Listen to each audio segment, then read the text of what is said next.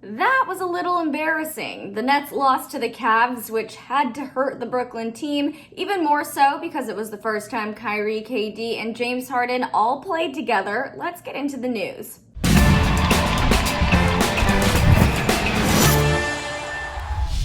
Hey guys, it's Devin Howard. If you want to follow me on Instagram, you can find me there as @DevinHoward. Double check that you've subscribed to the Fumble, tap the bell for notifications, and don't forget to hit the thumbs up button. The Brooklyn Nets won in their game against the Bucks, but it was a close victory for the team. It showed fans that it'll take some time before James Harden and KD start to gel well together. At that time, Kyrie Irving was still out on personal leave, but he was able to return to practice this week, and he suited up for the first time with his new teammate in James Harden. Expectations were understandably high. On their own, each of these athletes has an impressive resume. Together, they could be unstoppable. But of course, we've heard about all the doubts surrounding these three big-name players working together on the same team. The media, fans, and analysts all had big reservations about whether or not they could actually work.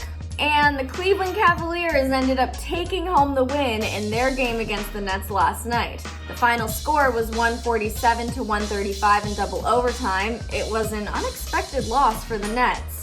Kyrie Irving, James Harden, and Kevin Durant finished with a combined 96 points, but Colin Sexton scored a career-high 42 points, 22 of which were in the two overtimes, and that solidified the Cavs' win. Of course, the Nets got roasted for losing the game. Talk about adding insult to injury. Let's talk about some of the most notable tweets. The Nets' defense against Sexton in overtime. Colin Sexton hearing everyone say Kyrie was the best point guard in team history. Nets defense against Colin Sexton. NBA Twitter watching Colin Sexton and the Cavs thrash the Nets.